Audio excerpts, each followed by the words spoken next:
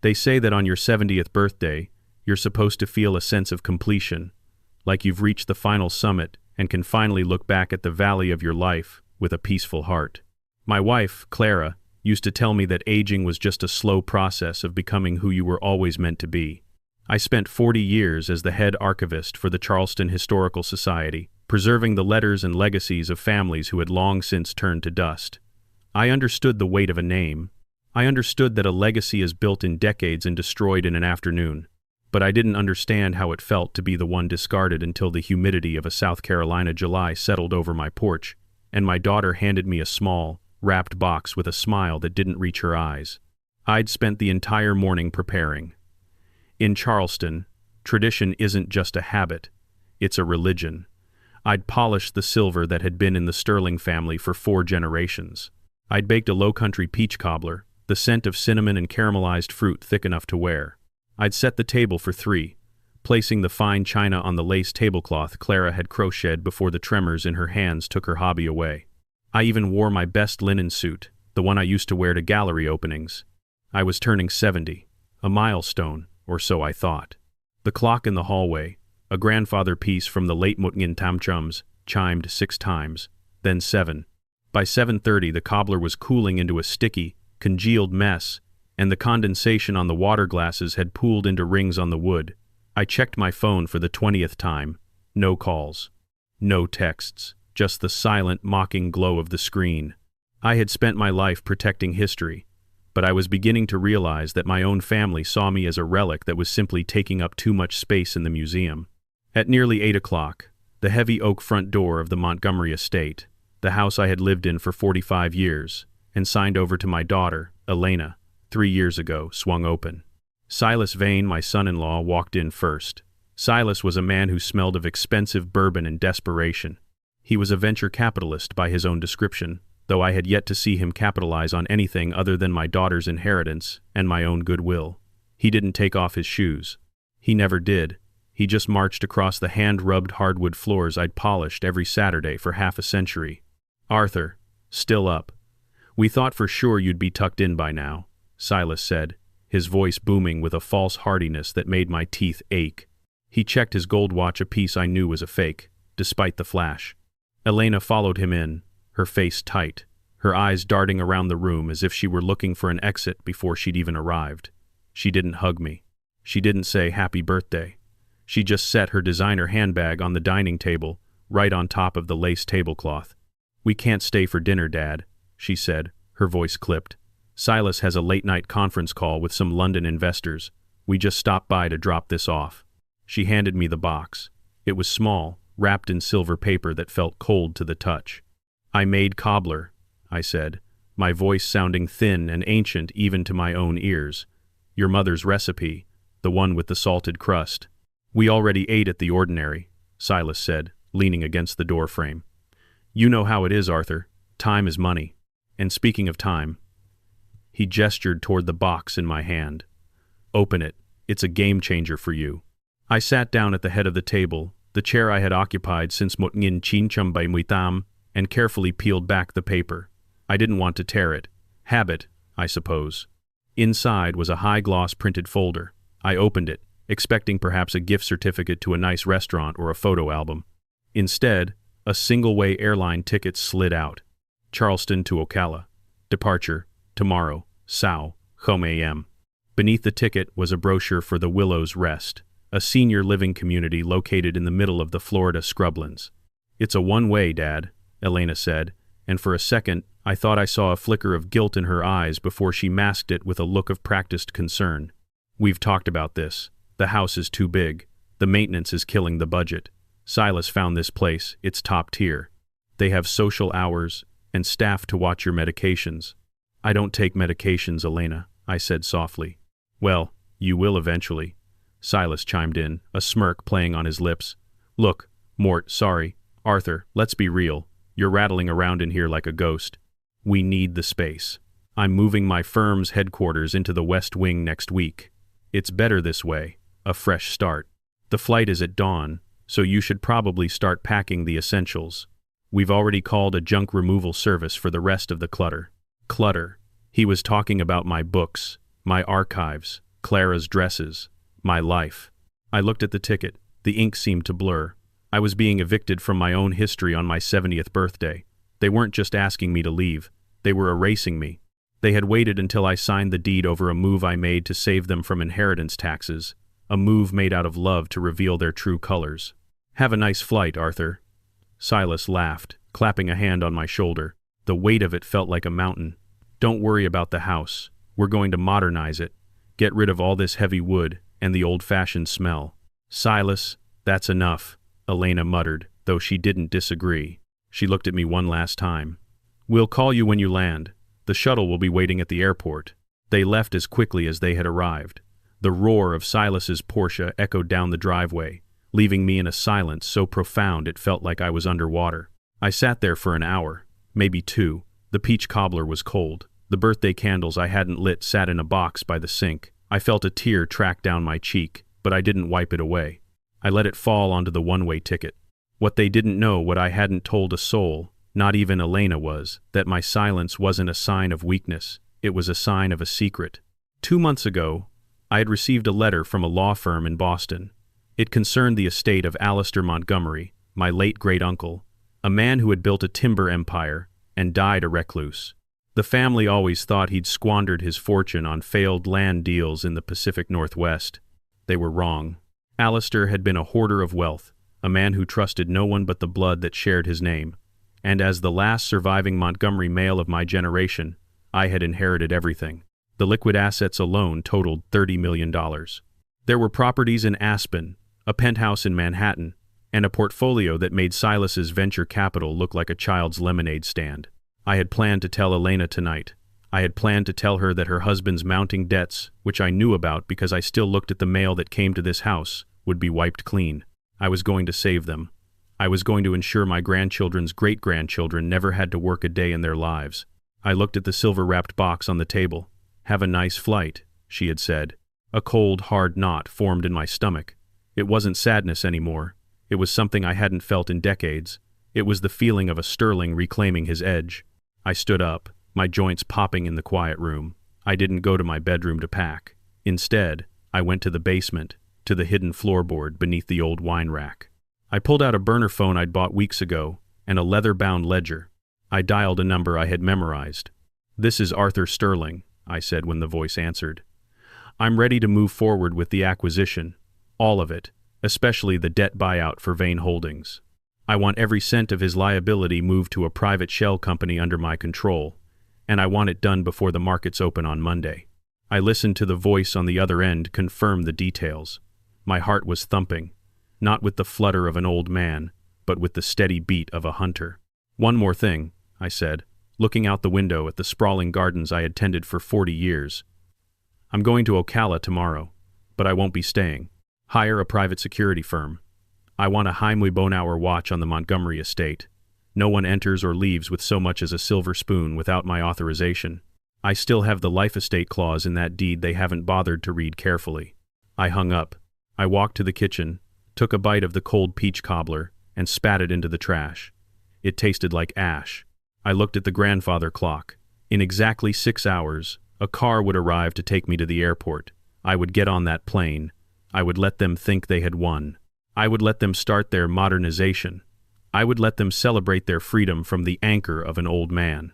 Because in 1 week, Silas Vane would find out that his company was owned by the man he just tried to dump in a Florida retirement home. And Elena would find out that the house she was so eager to renovate didn't belong to her as much as she thought. I went to my study and picked up a fountain pen. I didn't pack a suitcase. I just took my passport, the inheritance documents, and a single photograph of Clara. As the first gray light of dawn began to creep over the Cooper River, I heard the gravel crunch in the driveway. The shuttle was here. I walked out the front door without looking back, the one-way ticket tucked into my breast pocket like a loaded gun. Silas and Elena thought they were sending me to the end of my life. They had no idea I was just getting started. The roar of the jet engines felt like a physical weight pressing me into the cramped seat of the regional flight. I stared out the window as Charleston shrank beneath me, the familiar spires of the churches and the winding veins of the coastal marshes disappearing into a haze of humid clouds. I had lived in that city for 70 years, walked its cobblestone streets until my shoes knew the rhythm of the stones, and now I was being carried away like a piece of unwanted luggage. I didn't look at the brochure for Willow's Rest again. I didn't need to. The glossy photos of seniors playing shuffleboard and smiling over lukewarm tea were burned into my retinas. It was a holding pen for the inconvenient. I leaned my head against the cold plastic of the cabin wall and closed my eyes. The vibrations of the plane seemed to trigger memories I'd spent the last few years trying to suppress. I thought about Elena as a little girl, her hand tucked firmly into mine as we walked through the battery, looking for dolphin fins in the harbor. She was a sterling through and through, sharp, curious, and fiercely loyal. Or so I thought. The shift hadn't happened overnight. It was a slow erosion, a steady dripping of poison into the well of our relationship, and that poison had a name: Silas Vane. Silas had appeared in our lives 5 years ago, shortly after Clara passed away. I was grieving, vulnerable, and Elena was desperate to see me happy again. He was charming in that practiced, clinical way that should have set off every alarm bell in my head. He was a consultant, a man of big ideas and even bigger jargon. He spoke about disruptive markets and equity growth while eyeing the family silver. I remembered the first time he stayed for dinner at the Montgomery estate. He spent the entire evening subtly critiquing the layout of the house. "You know, Arthur," he'd said, swirling a glass of my best vintage port, "this floor plan is incredibly inefficient. You're sitting on a gold mine of square footage that's just stagnant. In the modern market, space needs to move. It needs to breathe." I'd laughed it off then. I told him the house had breathed just fine for 100 years. But Elena hadn't laughed. She had listened. She had watched him with a mix of awe and a strange new hunger. Silas didn't just want my daughter. He wanted the Montgomery legacy. And he knew that as long as I was the gatekeeper, he'd never truly own it. The real turning point came 3 years ago. Silas had convinced Elena that they needed to consolidate the family assets to protect me from the rising property taxes in South Carolina. They came to me with a plan, a beautiful, logical, heart-wrenching plan. Step 1. Transfer the deed of the Montgomery estate to Elena's name to avoid future probate complications. Step 2. Silas would use the equity to diversify our family portfolio. Step 3. I would live out my days in the East Wing, pampered and respected as the patriarch. I remember the day I signed the papers. My hand had hesitated over the parchment. It wasn't that I didn't trust my daughter. It was that I saw Silas standing behind her, his eyes fixed on the pen. "It's for the best, Dad," Elena had whispered, kissing my cheek. "We just want you to be able to relax. No more worrying about the roof or the gardener. We'll handle everything." I believed her because the alternative that my only child was helping a predator skin me alive was too painful to contemplate. But within 6 months of the transfer, the pampering turned into polite suggestions. First, it was the noise. Silas complained that my classical music was distracting him from his global Zoom calls. Then, it was the space. My library, a collection of 3,000 volumes of American history, was moved to the damp basement to make room for his home gym, a room I never once saw him use. I was becoming a guest in my own home, and a nuisance at that. The year leading up to my 70th birthday was a masterclass in psychological warfare. Silas began a campaign of concern that I now realize was designed to build a paper trail of my mental decline. It started with small things. The keys. I'd find my car keys in the refrigerator.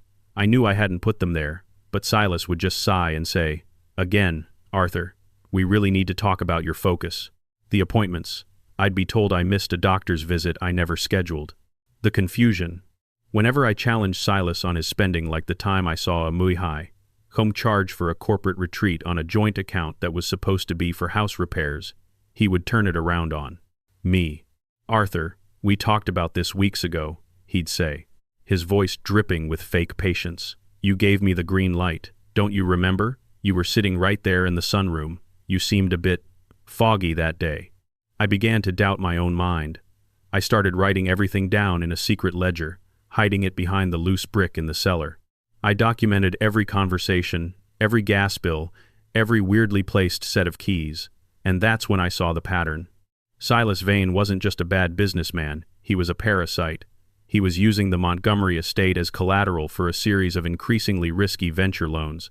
He was bleeding the house dry, and Elena was too far under his spell to see the red flags. Or, perhaps, She was simply too afraid to admit she'd made a catastrophic mistake. 2 weeks before my birthday, I walked into the kitchen late at night to get a glass of water. I heard them whispering in the dining room. "The debt is reaching the limit, Elena." Silas's voice was sharp, stripped of its usual charm. "The creditors aren't going to wait another quarter. If we don't list the property by August, they're going to freeze the Vane Holdings accounts." "But my father," Elena started, her voice trembling. "Your father is the obstacle," Silas snapped. "He's a squatter in a house that's technically ours. As long as he's here, we can't stage the place for a luxury sale. We can't have him wandering into view during a showing looking like a confused librarian. We need him out. Permanently." "Ocala?" Elena asked. "Ocala," Silas confirmed. "It's cheap, it's far, and once he's there, we can petition for full conservatorship. He's already shown symptoms of memory loss. It won't take much to convince a judge he shouldn't be making his own decisions, especially financial ones." I stood in the shadows of the hallway, my heart hammering against my ribs like a trapped bird. They weren't just sending me away, they were planning to steal my very personhood. I didn't know it yet, but that was the night I stopped being a victim and started being a ghost. The plane landed in Ocala with a jarring thud. The heat that met me as I stepped onto the tarmac was different from Charleston's. It wasn't the salt-tinged humidity of the coast. It was a flat, oppressive bake that smelled of dry grass and exhaust. A man in a faded polo shirt was holding a sign that read, "Sterling, Willow's Rest." The shuttle was a battered white van with a sliding door that groaned when it opened. The driver didn't offer to help with my small bag. He just grunted and pointed to the back seat. As we drove away from the airport, the scenery became increasingly desolate. Strip malls, abandoned gas stations, and endless rows of scrub pines. We eventually pulled up to a complex, surrounded by a chain-link fence topped with decorative, yet functional, privacy slats. Willow's Rest. The building was a low-slung, beige concrete structure that looked more like a medium-security prison than a luxury retirement community. The gardens were patches of burnt lawn and a few plastic flamingos. I stood at the entrance, clutching my passport and my secret documents. My phone buzzed in my pocket. A text from Elena. "Hope you arrived safely, Dad. Take some time to settle in. We've already started moving your things out of the East Wing to make room for the new office. It's for the best. Love you." I didn't reply. I looked at the security camera mounted above the front door and managed a small, grim smile. "You have no idea," I whispered to the empty air. I walked inside, the cool, sterile air of the lobby hitting me like a slap. I checked in, signed the papers with a steady hand, and let them lead me to a room that smelled of industrial lemon cleaner and old carpet. I waited until the nurse left before I pulled out my laptop. I didn't look at the bed. I didn't look at the single window overlooking the parking lot. I opened a secure browser and logged into the Montgomery Trust portal, the one Silas didn't know existed. The balance was still there. 30, 452, 118. I had spent my life as an archivist, carefully documenting the rise and fall of great families. I knew exactly how to dismantle a man like Silas Vane. You don't do it with a shout.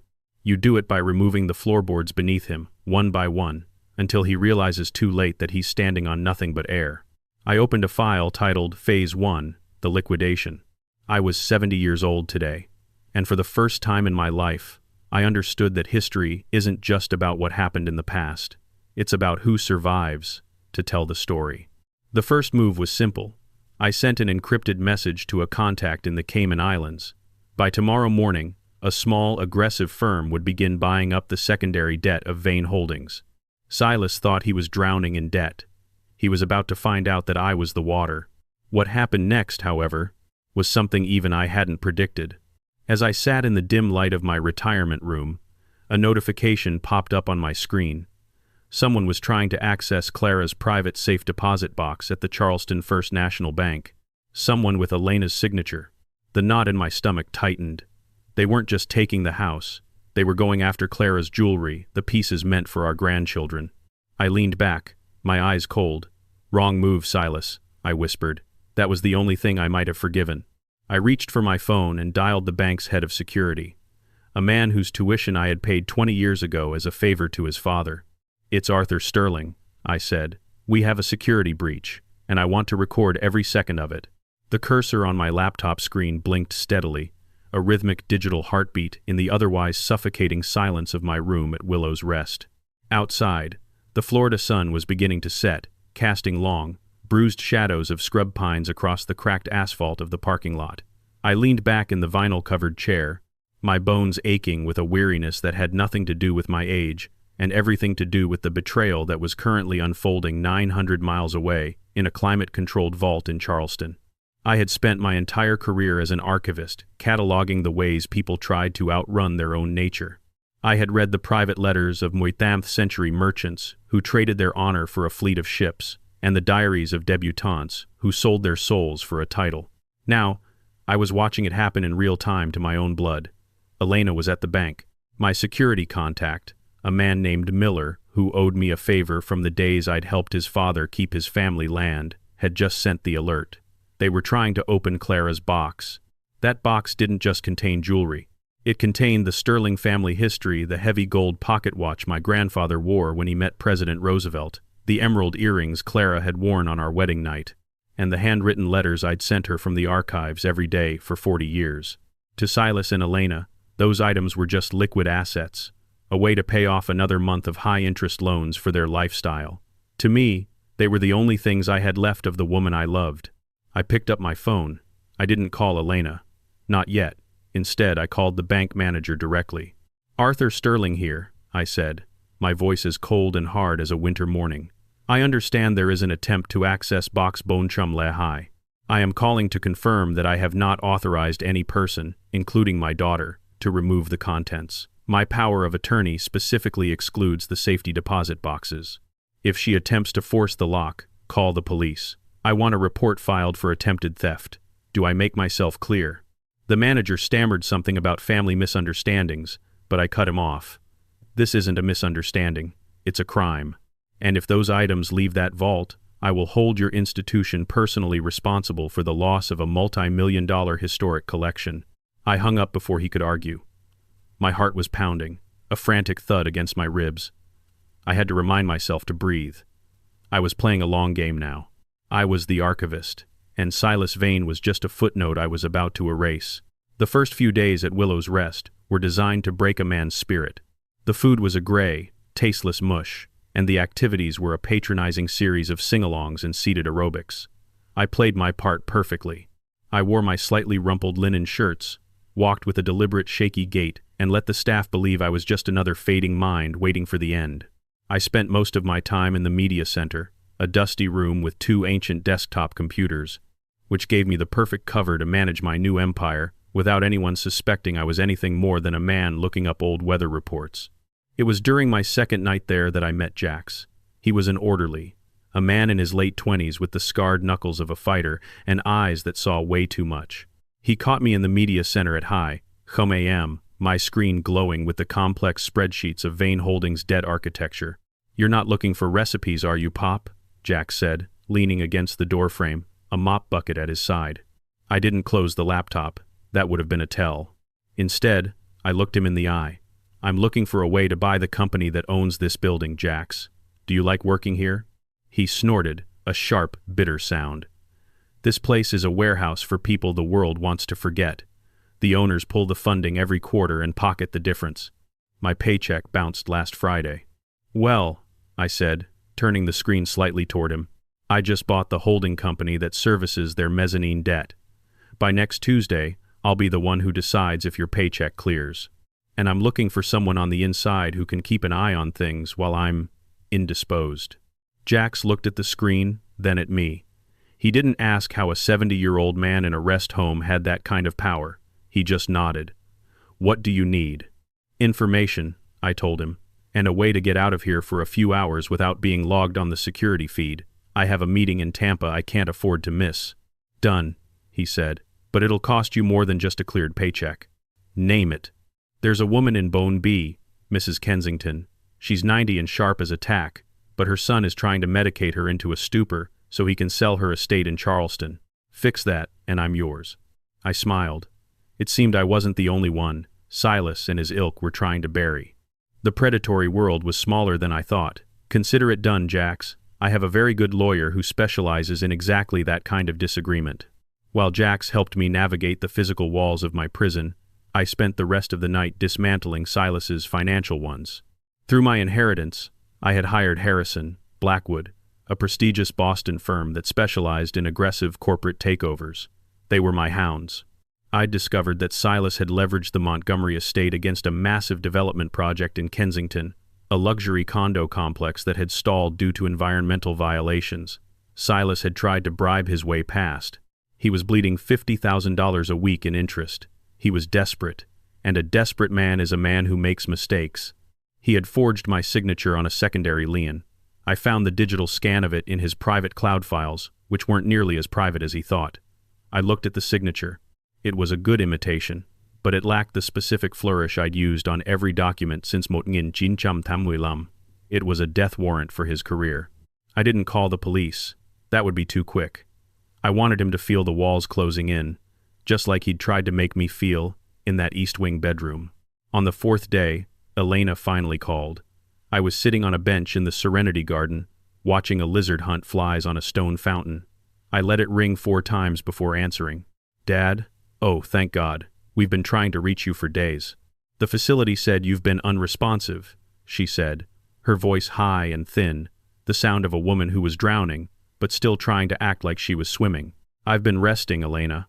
Like you wanted, I said, keeping my tone flat, devoid of emotion. It's very quiet here. Lots of time to think. Listen, Dad, there was a bit of a mix-up at the bank. Silas and I went to check on Mom's box, just to make sure the insurance was up to date, you know? And the manager was incredibly rude. He said you'd called and threatened him. He even mentioned the police. I did, I said. I'm 70, Elena, not senile. I remember exactly what's in that box, and I remember exactly what I told you about it before I left. Dad, we're under a lot of pressure, she blurted out, her composure finally breaking. Silas, he's in a bit of a hole with the Kensington project. If we don't get some liquidity, we might lose the Montgomery estate. The bank is talking about a technical default because of the way the deed was structured. We just needed a temporary loan against the jewelry. We were going to put it right back, I swear. I closed my eyes. The betrayal was so casual, so expected, that it barely hurt anymore. It just felt like a cold fact of history. You were going to pawn your mother's life for a condo project, Elena. Think about that. Think about what your mother would say. She'd want us to be safe, Dad. She'd want the family to be secure. Then you should have asked me for help, I said, instead of shoving me on a plane with a one-way ticket. That was Silas's idea, she hissed, and I could hear the cracks in their marriage forming through the phone line. He said you were becoming a liability. He said you were losing it. I didn't want to believe him, but after the keys in the fridge and the missed appointments. The keys were his, Elena, I said, my voice dropping to a whisper. He put them there. He scheduled those appointments and never told me. It's called gaslighting, and it's what predators do before they move in for the kill. Silence. Long, heavy silence. That's not possible, she whispered. But the lack of conviction in her voice told me she already knew. She'd been an accomplice to her own father's destruction, and she was only now realizing she was next on the list. I'm hanging up now, Elena. I have an aerobics class. I lied. But tell Silas something for me. Tell him I've been looking into the Kensington debt structure. Tell him to check his email in 5 minutes. He's about to get a notification from his new primary creditor. I hung up before she could respond. I opened my laptop and clicked send on an offer. Silas couldn't refuse because he didn't have a choice. It was an invitation to a private meeting in Charleston in 48 hours to discuss the restructuring of his entire life. I looked at Jax, who was leaning against the garden wall, smoking a cigarette where he wasn't supposed to. I need that ride to Tampa now, I said. You got it, Pop, but what's in Tampa? A private jet, I said, standing up and brushing the dust off my slacks. I'm going back to Charleston. I have a house to clean. I didn't know it yet, but as I was walking toward the exit, Silas was already making his countermove. He hadn't just been raiding my wife's bank box. He had been talking to a specialist in Ocala, a man who specialized in making sure people in retirement homes stayed there. Just as we reached Jax's beat-up truck, 2 men in dark suits stepped out from behind a transport van. They weren't nursing staff.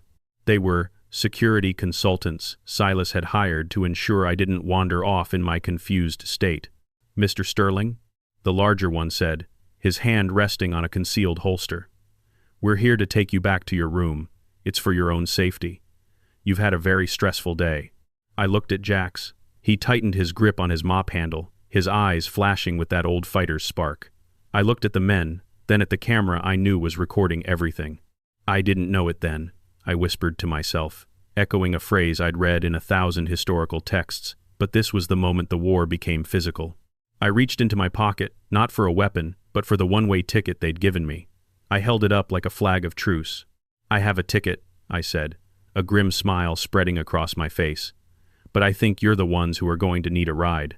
The two men in the dark suits didn't move.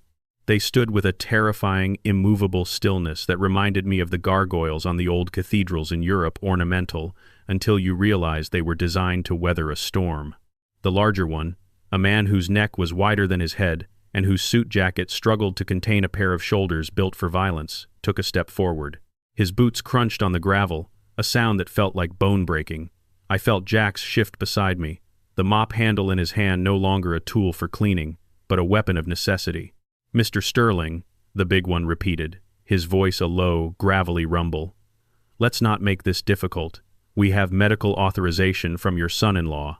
You're suffering from a localized episode of confusion. We're just here to ensure you get back to your room safely." "Confusion," I whispered, the word tasting like copper in my mouth. "Is that what Silas is calling it? It's a very convenient diagnosis for a man who wants to liquidate my life."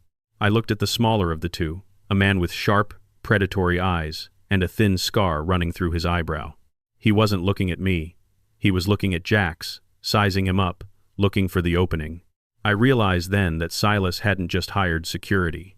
He had hired professionals from the kind of underworld where names like Silas Vane were whispered with a mixture of fear and utility. "You're on private property, fellas," Jax said, his voice surprisingly calm. He hadn't lived a life in libraries like I had. He knew the scent of a fight before the first blow was even a thought. The management didn't say nothing about outside contractors. "Why don't you two go grab a coffee at the Waffle House down the road and forget you saw the professor?" The big one didn't answer with words. He lunged. Everything happened with the blurred, frantic energy of a fever dream.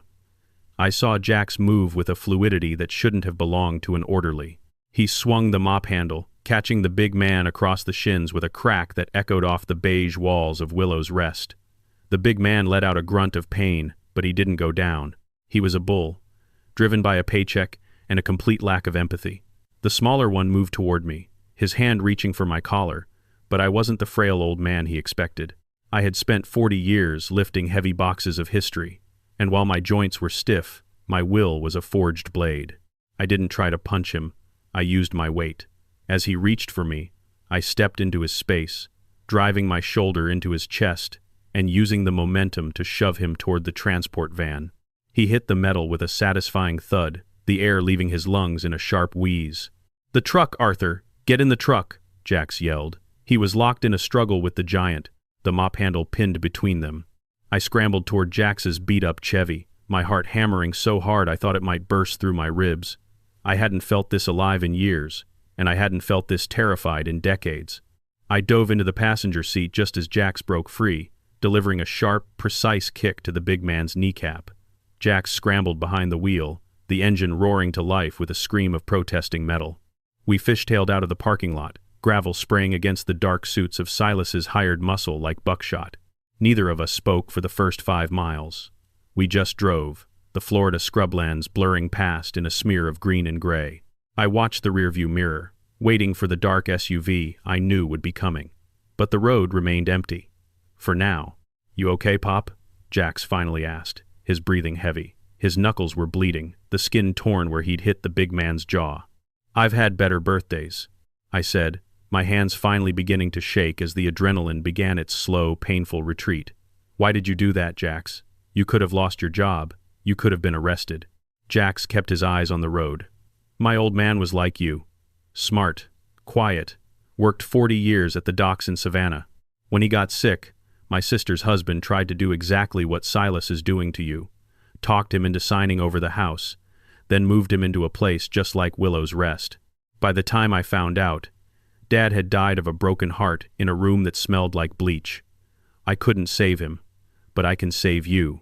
I reached out and placed a hand on his shoulder. It was the first time I'd touched someone with genuine gratitude since Clara passed. Thank you, Jax. You won't regret this. I promise you. We arrived at the private airfield in Tampa just as the sun was beginning to dip below the horizon, painting the sky in shades of bruised purple and gold. A sleek, white Gulfstream was waiting on the tarmac, its engines already whining with a low-frequency hum. The pilot, a man named Kensington, a distant cousin of the family Silas, had been trying to cheat, was waiting at the stairs. "Mr. Sterling," Kensington said, nodding to me with the respect due to a man of my family's standing, "we're ready when you are. The flight to Charleston is 55 minutes.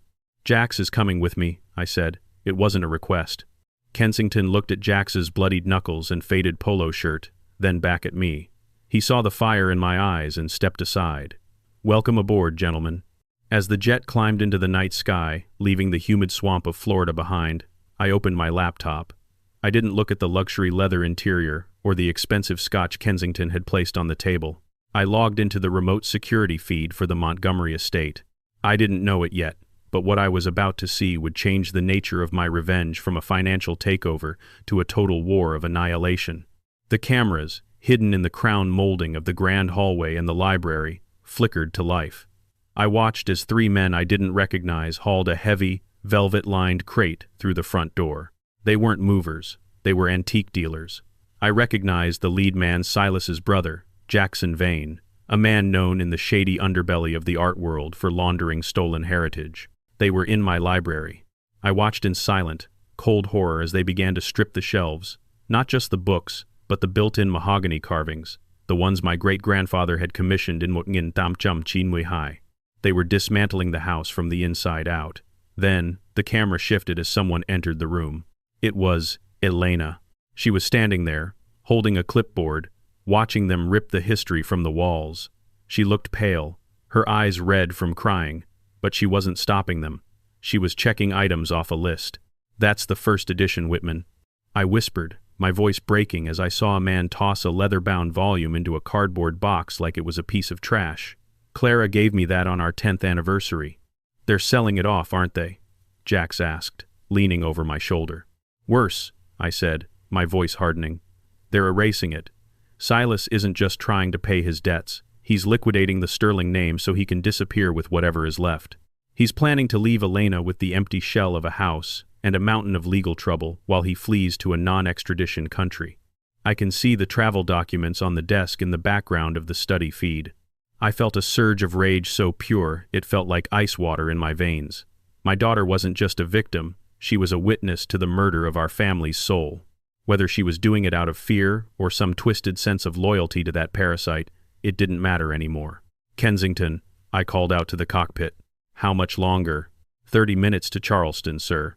"Call my attorney, Blackwood," I instructed, my fingers flying across the keyboard. "Tell him I want the emergency injunction for preservation of assets filed tonight. I don't care if he has to wake up every judge in the state. And I want the private security team I hired to meet us at the airport. We're going to the house." "You think they'll be ready for us?" Jax asked. "They think I'm in a locked room in Ocala, being managed by thugs," I said. I looked at the screen, where Silas had just walked into the library. He was smiling, a glass of bourbon in his hand. He walked up to Elena and kissed her on the forehead, a gesture that looked more like an owner marking his property than a husband comforting a wife. "I'm going to let them finish the night," I said, a dark plan forming in my mind. "I want them to think they've succeeded. I want them to feel the weight of every dollar they think they've earned. Because tomorrow morning, when the sun comes up over the Cooper River, I'm going to show Silas Vane what happens when you try to bury a man who knows exactly where all the bodies are hidden." I spent the rest of the flight drafting the restructuring agreement.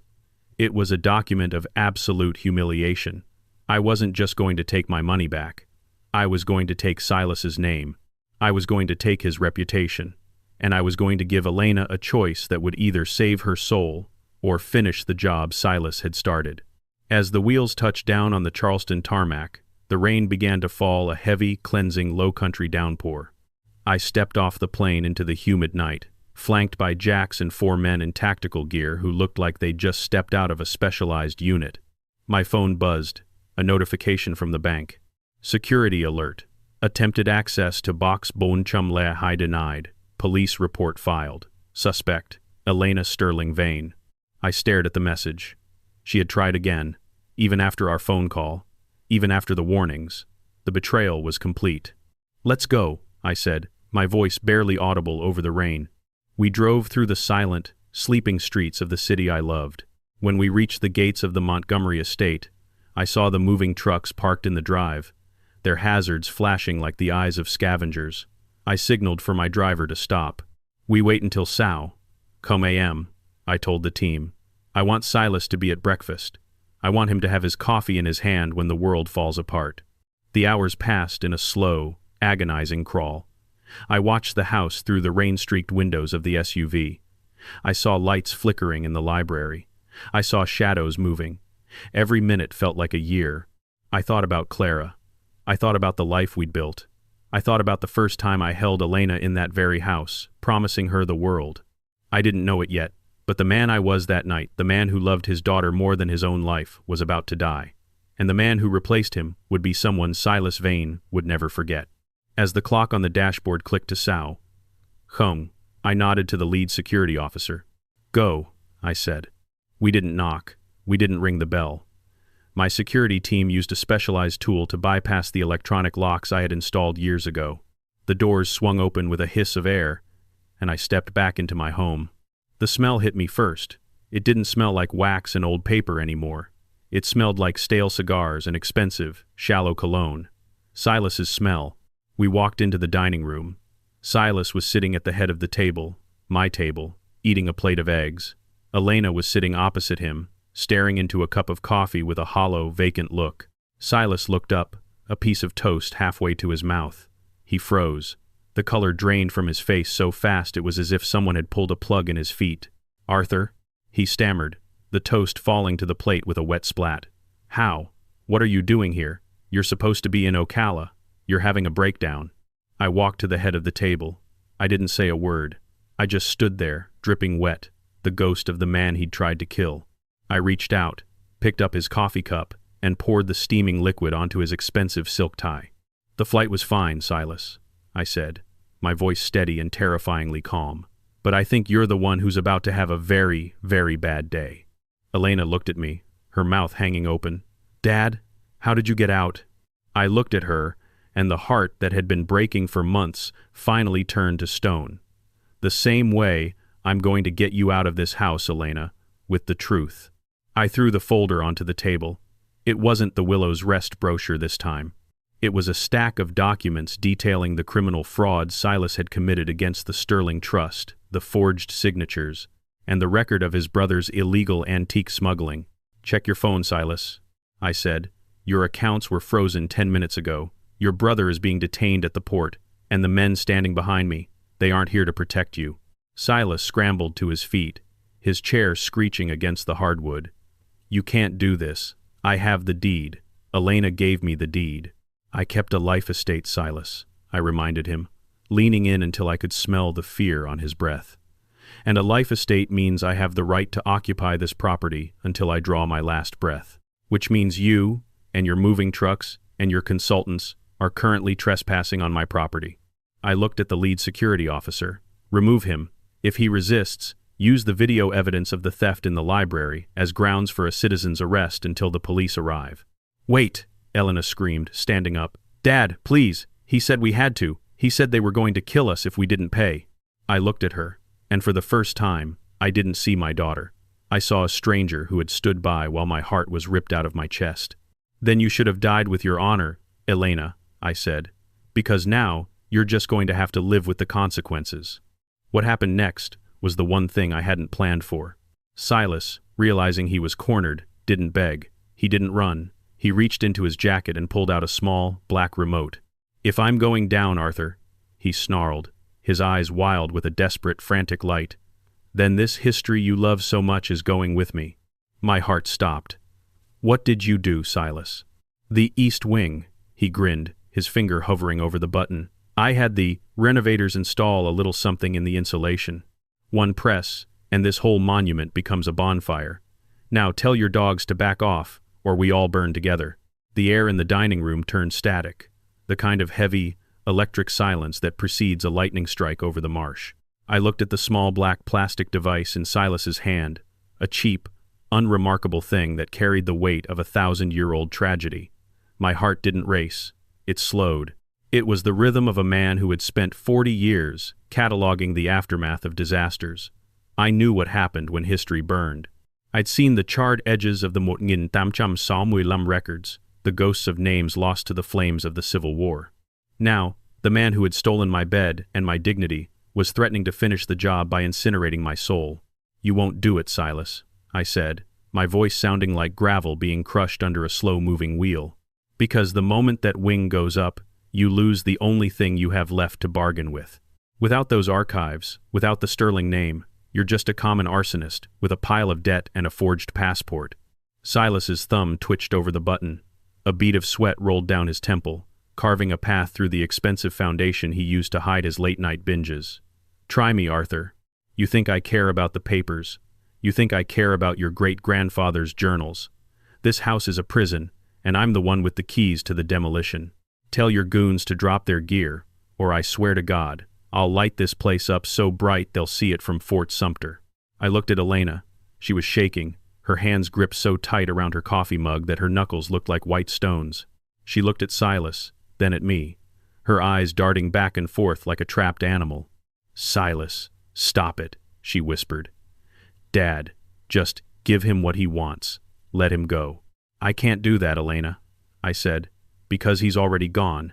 He's been gone since the day he decided he was smarter than the man who built the walls he sleeps in." I took a step forward, ignoring the warning growl from the lead security officer behind me. I didn't care about the guns. I didn't care about the fire. "You think those London investors are coming, Silas? You think that Hong AM wire transfer is going to hit your account and save you from the Vane Holdings collapse?" I pulled my phone from my pocket and slid it across the damp lace of the table. It came to rest inches from his breakfast plate. "Check the caller ID on your last 3 missed calls." Silas didn't look. He couldn't. His eyes were locked on mine, a mix of arrogance and a burgeoning, sickly terror. "The firm you thought was an overseas venture group is a shell company, Silas. It's owned by Blackwood, Kensington Asset Management, which is, in turn, a wholly owned subsidiary of the Montgomery Trust. My trust." I let that sink in, watching the realization hit him like a physical blow. "I didn't just buy your debt, Silas. I bought your life. I am your landlord, your creditor, and your boss. And, 10 minutes ago, as the CEO of the company that holds your employment contract, I terminated you for cause." The remote in his hand began to tremble. It was a slight vibration, but in the stillness of the room, it looked like a landslide. "You're lying," he hissed. "I don't lie, Silas. I document. It's what I do. You were so busy gaslighting me that you forgot I was the one who taught you how to read the fine print. You used the East Wing as collateral for a loan that I now hold. If you burn it, you're destroying the property of the man who can decide whether you spend the next 20 years in a federal cell for bank fraud or merely lose everything you own." This was the manipulation he had practiced on me, turned inside out and sharpened to a razor's edge. I wasn't just taking his money. I was taking his reality. I was showing him that every move he'd made for 5 years had been choreographed by a man he'd dismissed as a fading mind. Elena finally stood up, her chair clattering against the floor. "You bought his debt? Dad, how? Where did that money come from?" "It came from the family you were so eager to bury, Elena." I said, the words tasting like copper. "It came from the legacy you thought was just clutter. Your great-uncle Alistair didn't leave a trail of breadcrumbs. He left a mountain of gold. And he left it to me because he knew I was the only one who understood that wealth isn't for spending, it's for protecting." I looked back at Silas. His face was a mask of pure, unadulterated hatred. He knew he'd been beaten, but a cornered rat is at its most dangerous. He didn't lower the remote. Instead, he started to laugh a high, jagged sound that grated against the rain on the windows. "So you're the big man now, Arthur, the secret millionaire? Well, congratulations. You've won the bank, but you're still going to watch your history turn to ash. If I'm going to be a pauper, I'm going to be the pauper who broke the great Arthur Sterling." His thumb moved. "Wait," Jack shouted, stepping forward from the shadows. He hadn't been part of the tactical team, but he was the one who had seen the bottom of the world. He knew the look in a man's eyes when he decided to destroy everything. "Pop, look at his other hand, under the table." I looked. Silas was fumbling with something in his pocket with his left hand. He's not just holding a remote, Jack said, his voice tight. He's got a phone, he's recording us, he's trying to provoke a violent response. He wants the security team to jump him so he can claim elder abuse and assault. It's his last play for the conservatorship. I felt a chill that had nothing to do with the rain. Silas wasn't just a predator. He was a parasite that had studied every legal loophole in the state.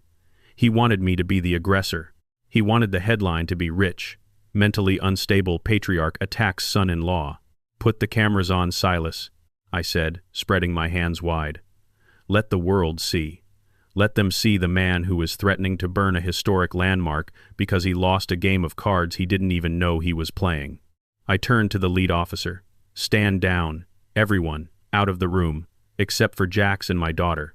The officers hesitated, but a look from me, the look I used to give students who thought they could skip the final exam, sent them retreating into the hallway. The room was now just the four of us, the patriarch, the traitor, the parasite, and the witness. Now, Silas, I said, sitting down at the head of the table. I picked up a fork and poked at the cold eggs he'd been eating. Let's talk about the real reason you're so desperate. It's not the Kensington Project. It's not even the forged signatures. It's the people you owe money to who don't use lawyers. Silas's eyes went wide. The remote dipped. I did a little digging into your underworld contacts while I was in Ocala. You didn't just borrow from banks, Silas. You borrowed from a man named Vane Blackwood, no relation I'm sure, who runs a very specific kind of lending operation out of Savannah. And I hear Mr.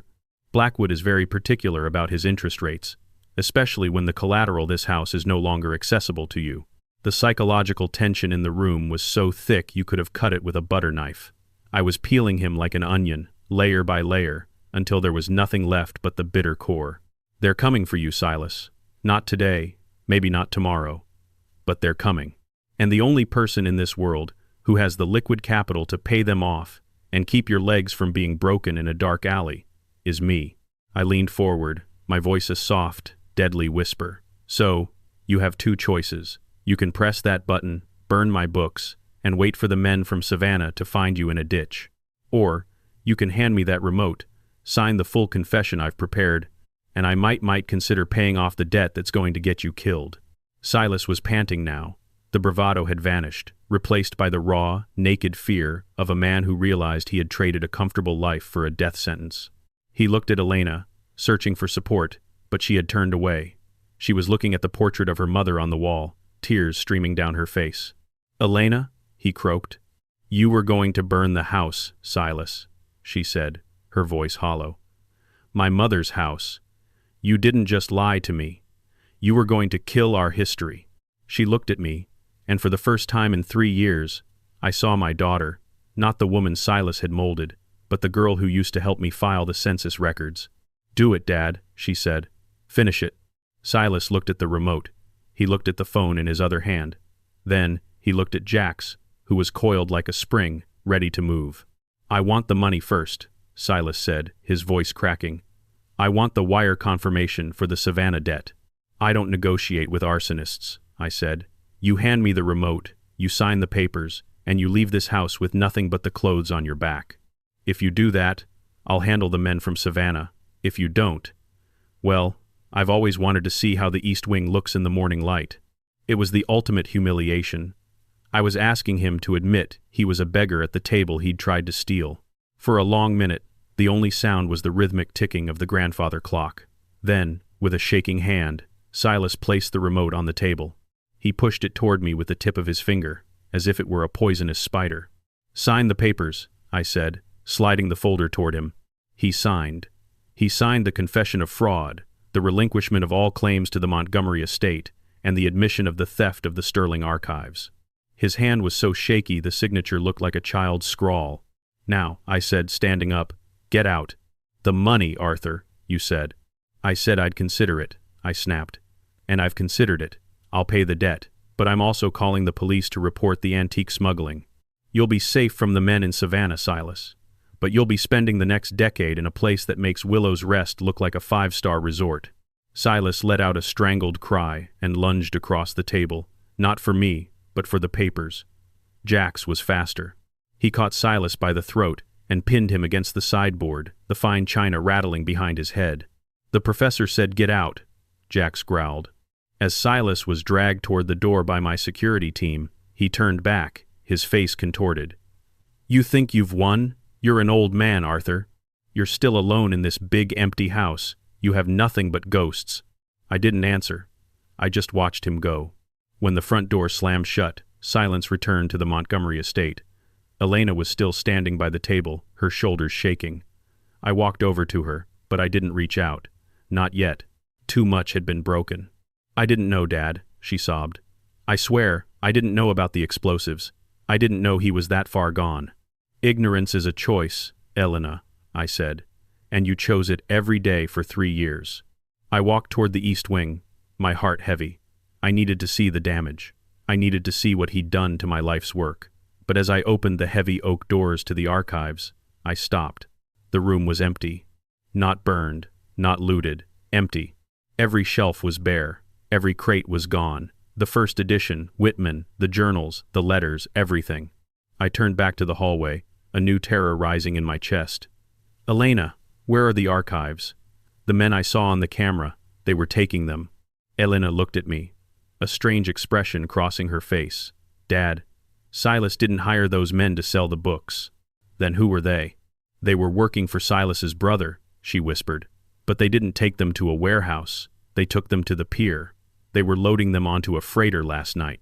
Silas told me they were being moved to a secure facility in the Bahamas.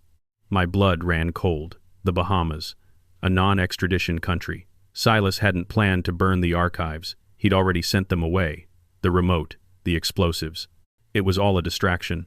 Jax, I yelled. The pier. Which one? Pier Bonmui Hai, Elena said. The ship was scheduled to leave at Bay. 0 a.m. I looked at my watch. Sao, 45 a.m. We have 15 minutes, I said, running for the door. But as we reached the driveway, we saw something that stopped us in our tracks. A black SUV was blocking the gate, and leaning against the hood was a man I hadn't seen in 20 years, Vane Blackwood. He wasn't alone. He had a file in his hand, and he was smiling a very, very dangerous smile. Arthur Sterling, he said, tipping his hat. I hear you've been buying up my debt. I think it's time we had a real conversation about what's actually on that ship. I didn't know it then, but the archives weren't the only thing Silas had hidden on that freighter. And what was about to be revealed would make the financial fraud look like a Sunday school picnic. The rain was coming down in sheets now, a rhythmic drumming against the roof of the SUV that sounded like a funeral march. I stared at Vane Blackwood through the windshield. He was a man who looked like he had been carved out of the very South Carolina granite he likely used to sink his problems in the Cooper River. He didn't look like a collector or a banker. He looked like the inevitable conclusion to a series of bad decisions. Silas had played with fire, and now the wildfire was standing at my front gate. Arthur, stay in the car, Jax whispered, his hand hovering over the door handle. His fighter's instincts were screaming, but I was beyond the point of caution. I was 70 years old.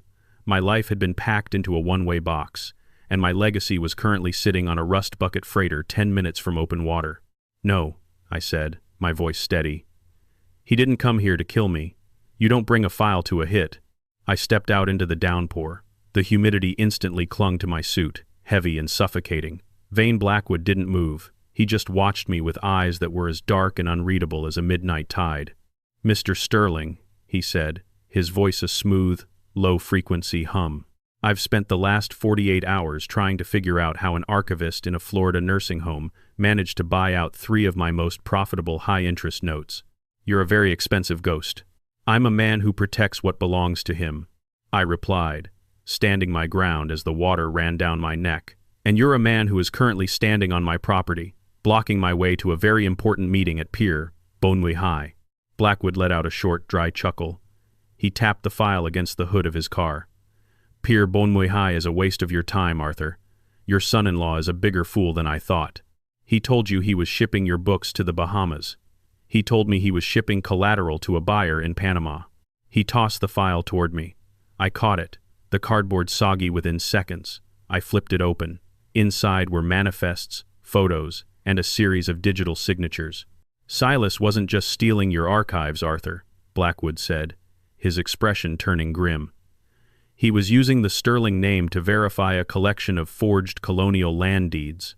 He was selling the rights to thousands of acres of protected marshland to a development group that doesn't exist. He's been laundering old money signatures, your signatures, to authorize the sale of half of Charleston's historical preservation district. The world seemed to tilt. My breath caught in my throat. It wasn't just the books, it was identity theft, on a grand, historical scale. He had been using my knowledge, my access to the archives, and my very handwriting to facilitate a massive land grab fraud. The ship isn't just carrying your journals, Blackwood continued, stepping closer. It's carrying the evidence that would put you, your daughter, and the entire Sterling estate in a federal prison for the next 50 years.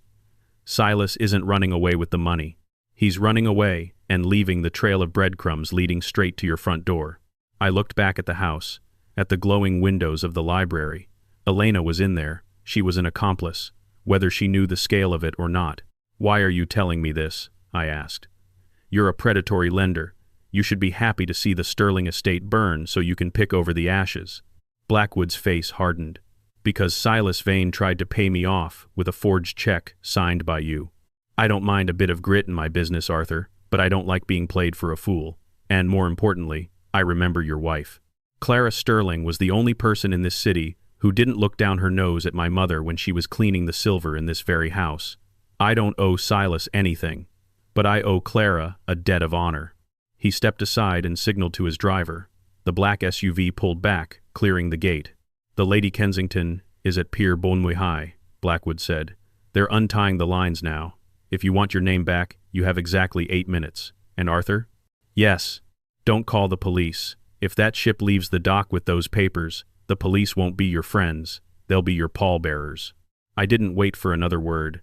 I dove back into the SUV. Jax, drive, Pier Bonmuy High, now. The drive to the waterfront was a blur of neon lights and splashing puddles. Jax drove like a man possessed, weaving through the early morning traffic of the historic district, blowing through red lights and jumping curbs. I sat in the back, my mind racing through 40 years of archival knowledge. I knew the documents Silas would have used. I knew the specific seals and the Muritamp century vellum types. He would have needed the Sterling family seal, the one I kept in the hidden compartment of my desk.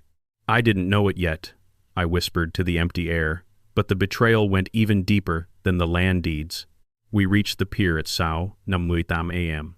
The Lady Kensington was a towering rusted wall of steel, her engines throbbing with a bass note that shook the very pavement. I could see the heavy mooring lines being winched in. A crane was just finishing the last load of containers. There, Jax shouted, pointing to a white van idling near the gangplank. That's Silas's brother, Jackson. I didn't wait for the car to stop. I rolled out as we slowed, my boots hitting the wet concrete with a jar that vibrated up to my teeth. I ran toward the ship, my lungs burning, the salt air stinging my eyes. Stop that ship, I screamed, but my voice was swallowed by the roar of the engines. Jackson Vane saw me. He was standing near the boarding ramp, a smirk on his face that looked exactly like his brother's. He didn't run.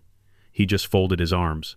Too late, old man, Jackson called out over the noise. The paperwork is already in the captain's safe.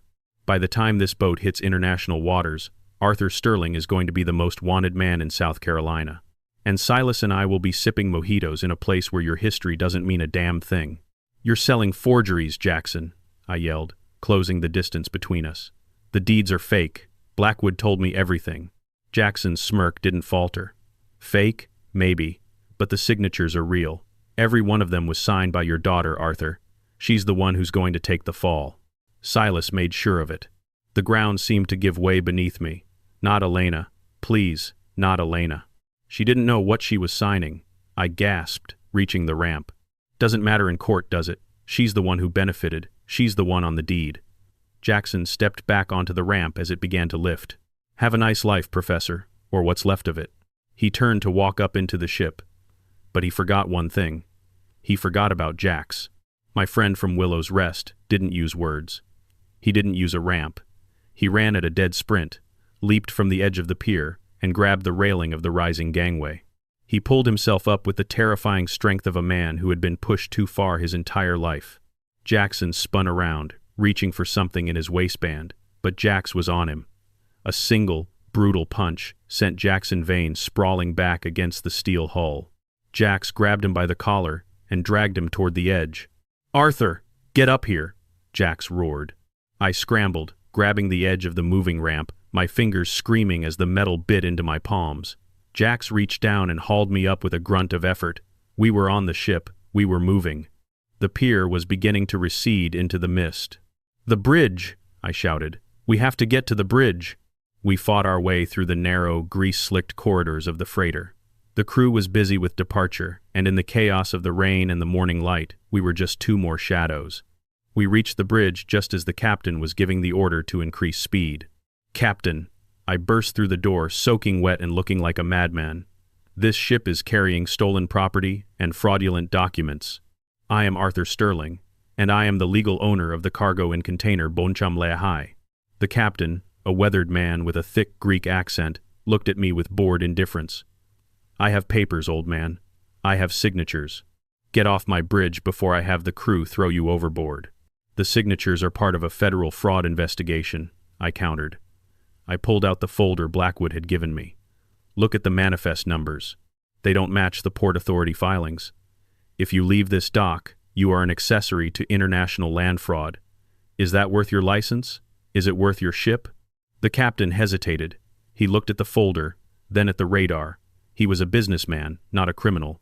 He looked at Jackson Vane, who had just stumbled into the bridge behind us, blood dripping from his nose. "He's lying!" Jackson screamed. "He's an escaped mental patient! Look at him!" I looked at the captain. I didn't look like a professor. I looked like a man who had hit rock bottom. I was wet, I was bleeding, and I was desperate. "I am the archivist of this city," I said, my voice dropping to a low, dangerous growl. "I have spent my life determining what is true and what is a lie. If you let this ship leave, you are choosing the lie. And I will make it my life's mission to ensure you never dock in an American port again." For 10 seconds, the only sound was the hum of the electronics and the rain hitting the glass. The captain looked at Jackson, then back at me. He picked up the radio. "Engine room, this is the bridge. Cut power. We are returning to the pier." Jackson let out a roar of rage and lunged for the captain, but Jax was there, pinning him to the deck in a flurry of motion. I didn't feel a sense of victory. I felt a hollow, aching cold. We had stopped the ship. We had the documents. But as the Lady Kensington slowly drifted back toward the dock, I looked down at the soggy file in my hand. I saw a photo of a document I hadn't noticed before. It was a life insurance policy, one taken out on me 3 months ago. The beneficiary wasn't Elena. It wasn't Silas. It was a shell company I didn't recognize. "I didn't know it yet," I whispered, the realization hitting me like a physical blow. But stopping the ship was exactly what Silas wanted me to do. I looked out at the pier. Silas was standing there, near our SUV. He wasn't running. He was holding a phone to his ear, and he was smiling. As we got closer, I saw the flashing blue lights of the Charleston Police Department screaming toward the dock. But they weren't going for Silas.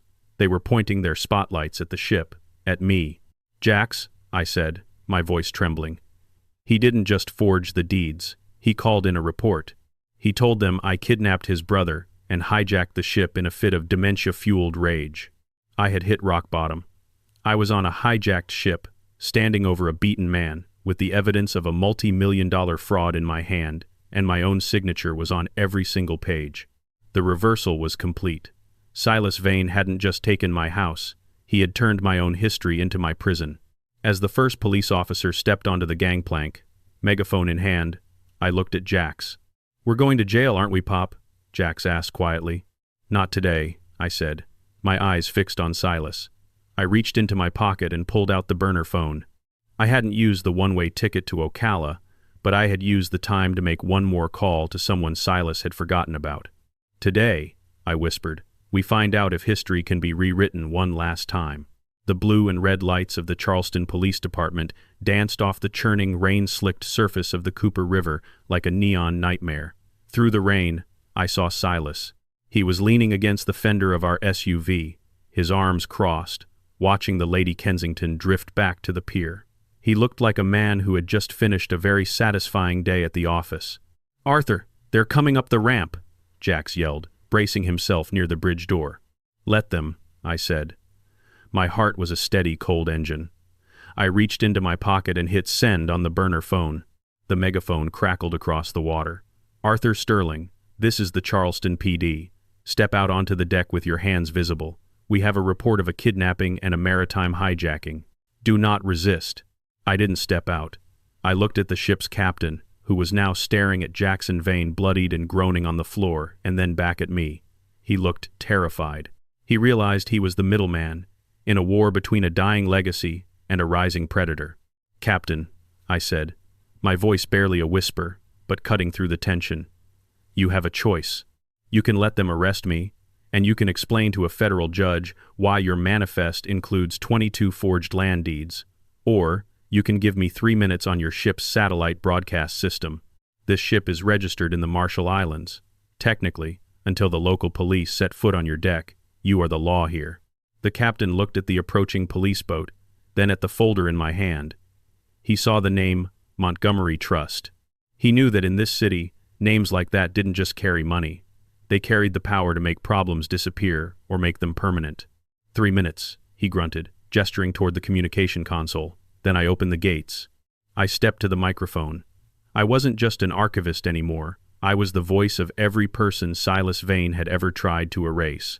What Silas didn't know was that I hadn't spent my final night at Willow's Rest just hacking his bank accounts.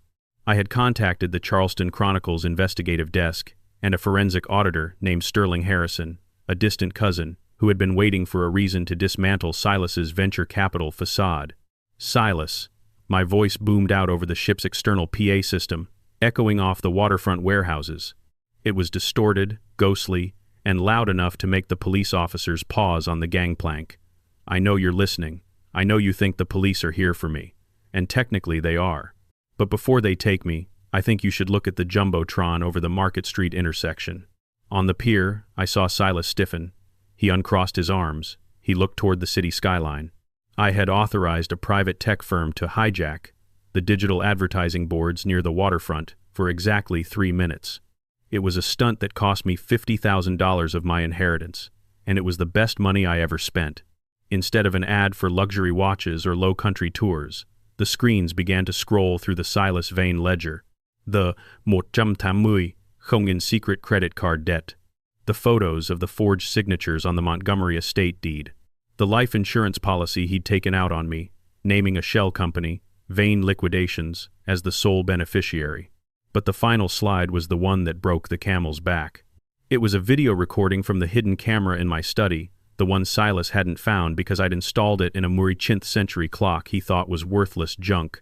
The video played with crystal clarity on the big screens. It showed Silas and his brother Jackson laughing as they moved my archives.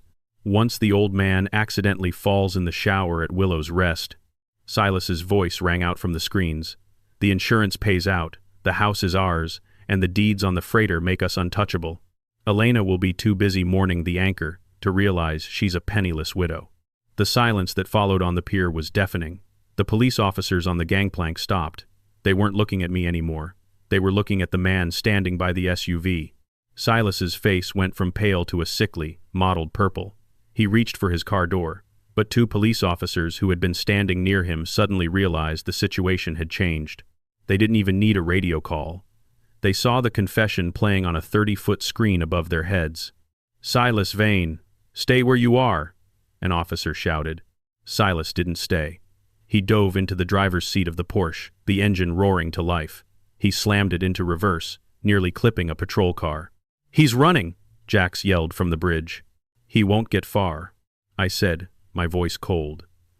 I had Harrison, Blackwood, put a remote kill switch on the Vane Holdings fleet yesterday. I own the company that leases that car, Silas. I hit a button on my burner phone. 50 yards down the pier, the Porsche's engine suddenly died.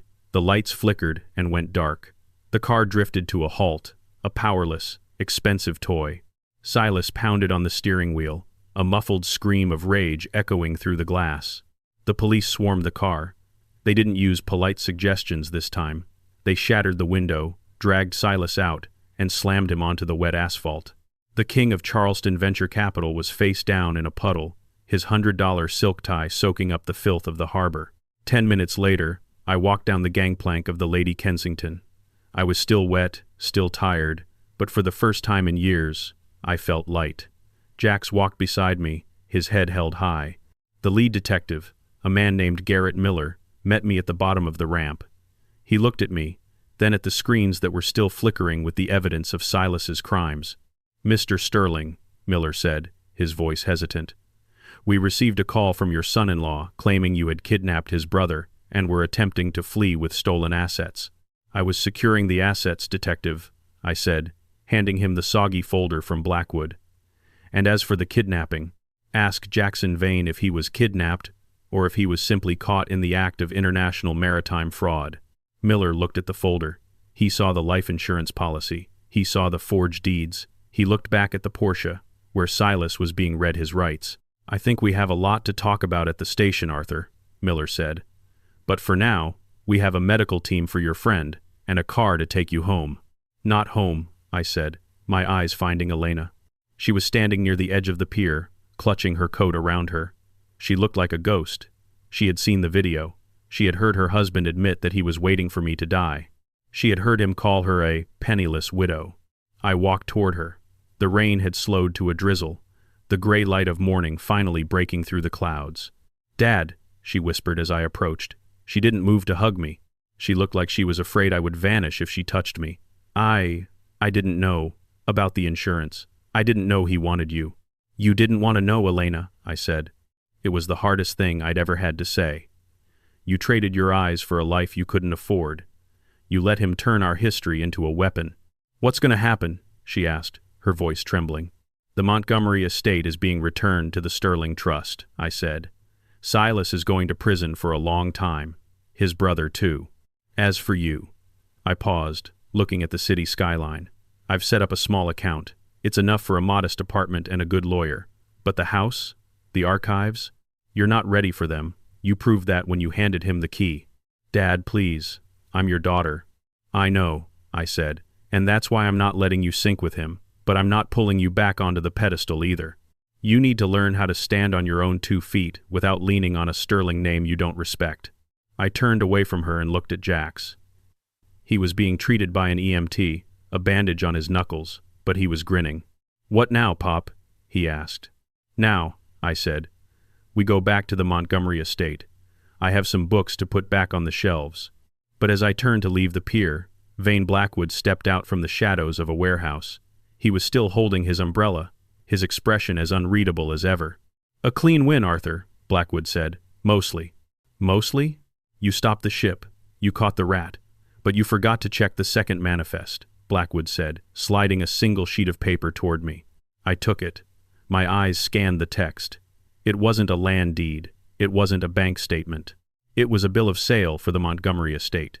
Dated 3 days ago. Buyer, Vane Blackwood. Seller, Silas Vane. My heart dropped into my stomach. This can't be right. Silas didn't have the authority to sell the entire property without my life estate being resolved. "He didn't," Blackwood said, his voice dropping to a dangerous level. "But he used your confusion as grounds to file an emergency guardianship petition in a rural county court 4 days ago. The judge signed off on a temporary suspension of your life estate rights. Silas sold me the house, Arthur, and I've already wired the money to an offshore account you'll never find." I looked at the house on the hill, then back at Blackwood. "So," I said, my voice barely a whisper, "I have the money. I have my name, but I've lost my home. I have the money." Blackwood stepped closer, his eyes cold. "Not exactly. I don't want your house, Arthur. I want what's under it. And if you want to keep your family from being evicted by noon today, we need to talk about the true reason your great-uncle Alistair was so rich."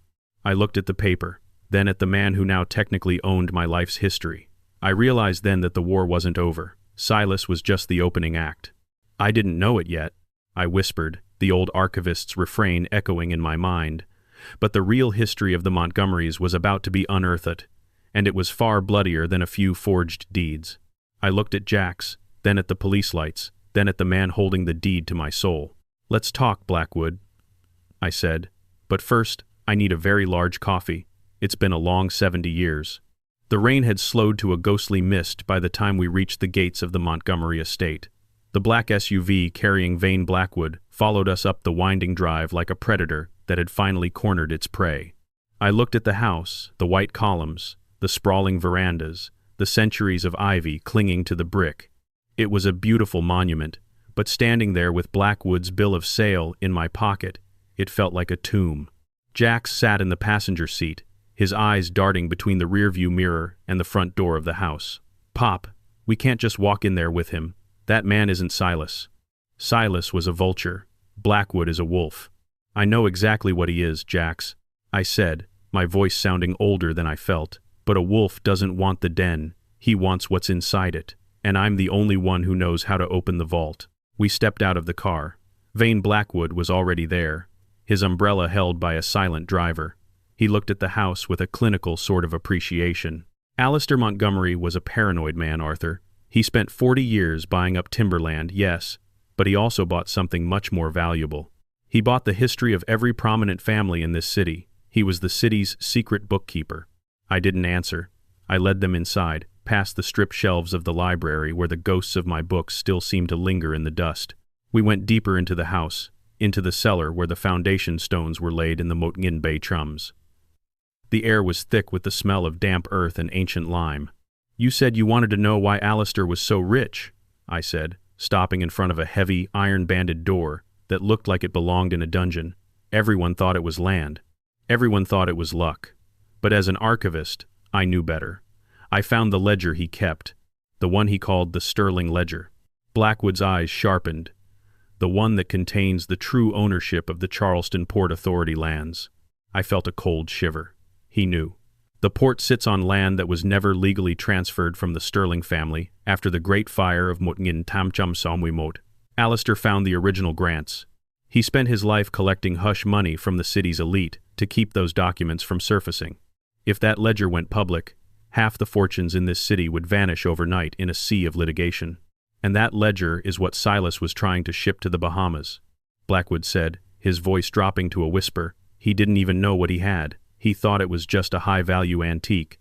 "No," I said, stepping toward the iron door. "Silas was a fool. He only saw the leather and the gold. But you want the leverage. You want to be the one who owns the city's secrets."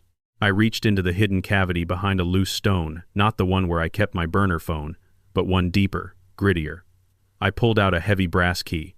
"I'll give you the ledger, Blackwood," I said. "I'll give you the power to break every old money name from Kensington to Harrison. But you're going to do 3 things for me. First, you tear up that fraudulent deed and sign the Montgomery estate back to the Montgomery Trust.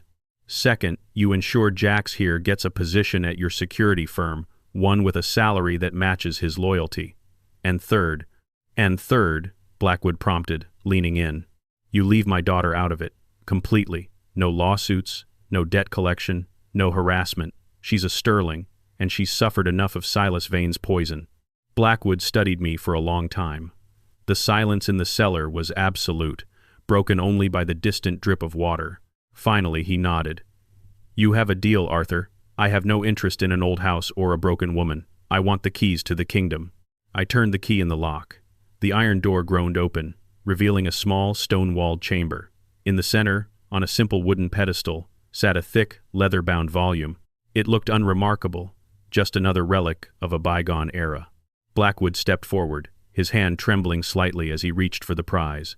He picked it up, ran his fingers over the cracked leather, and opened the first page. He stood there for a full minute, reading the elegant 19th century script that detailed the systematic theft of the city's waterfront. "Incredible," Blackwood whispered. "This changes everything." "It does," I said. "And now our business is concluded." He looked at me, a strange sort of respect in his dark eyes. He signaled to his man, who produced a legal document, the deed to the Montgomery estate. With a quick, practiced motion, Blackwood ripped it in half and dropped the pieces onto the damp floor. "The house is yours, Arthur, and the girl is safe. Jax, report to my office in Savannah on Monday. Don't be late." As Blackwood disappeared up the stairs with the ledger, Jax looked at me, his face pale. "Pop, you just gave that monster the power to destroy the city. How can you live with that?" I waited until I heard the front door close and the sound of their engines fade into the distance. Then I reached back into the hidden stone cavity and pulled out a second, identical brass key. "I didn't give him the ledger, Jax," I said, a small, tired smile touching my lips. Jax blinked. "Then what was in that book?" "I'm an archivist, Jax. I've spent 40 years learning how to recreate the past. I spent my last 3 nights in the media center at Willow's Rest, not just hacking accounts, but using a high-resolution digital printer and aged vellum I'd smuggled in my suitcase. That book is a masterpiece of historical fiction. The names are real, the dates are real, but the lost grants, I fabricated them based on old rumors. By the time Blackwood realizes the documents won't hold up in a real court, he'll have already exposed himself trying to use them for blackmail. He'll be too busy fighting off the very people he tried to extort to worry about an old man in a big house. Jack stared at me, then let out a low, disbelieving whistle. You gaslit the gaslighter. You didn't just win, Pop. You set them all on fire. History is written by the survivors, Jax, I said, and I intend to be the one holding the pen. 2 weeks later, the Montgomery estate was quiet. The junk removal service had been canceled, and the archives had been returned from the Lady Kensington. It took me 10 days to put the books back on the shelves, each one like a long-lost friend returning home. Silas and Jackson Vane were awaiting trial in a federal facility. The charges fraud, antique smuggling, and attempted arson were enough to ensure they wouldn't see the sun from anything other than a barred window for the next 20 years. The Vane Holdings empire had vanished like a mirage, leaving nothing but a trail of lawsuits and a disgraced name. Elena was gone, too. Not to Ocala, and not to prison. I had used some of the Montgomery inheritance to buy her a small cottage on Sullivan's Island. It was a humble place, far from the grand ballrooms and the social climbing she'd craved. I'd seen her once, through the window, as she was planting a garden. She looked older, smaller, but she was working with her hands. Maybe, in time, the sterling soil would find its way back into her soul. We didn't speak. Some silences are necessary for healing. I sat on my front porch, the same porch where the one-way ticket had been handed to me just a few weeks ago. The humidity was finally breaking, a cool breeze blowing in from the harbor, carrying the scent of salt and sweetgrass. Jax was there too, dressed in a sharp new suit. He was leaving for Savannah in an hour, to start his new life. You sure you're going to be okay here, Pop? It's a lot of house for one man. I'm not alone, Jax, I said, looking back at the library window where the gold leaf on the book spines caught the late afternoon light. I have my stories, and I have the truth. What about the real ledger? Jax asked, lowering his voice. The one Uncle Alistair actually kept? I reached into my pocket and pulled out a small, charred scrap of leather. I burned it last night, Jax. The secret of the port, the hush money, the dark history of the Montgomerys. It died with Alistair. Wealth built on someone else's fear isn't wealth at all. It's a cage. I don't want to be a Gowler. I just want to be a man who lived to see his 71st year. Jax nodded, shook my hand one last time, and walked down the steps. I watched him go. A young man with a future he'd earned through character, not a name. I leaned back in my rocker and pulled a small, worn envelope from my breast pocket. It wasn't an inheritance document or a legal brief. It was the one-way ticket to Ocala. I looked at it for a moment, remembering the sting of the betrayal, the heat of the Florida sun, and the cold realization of my own discarded life. I didn't tear it up. I didn't burn it.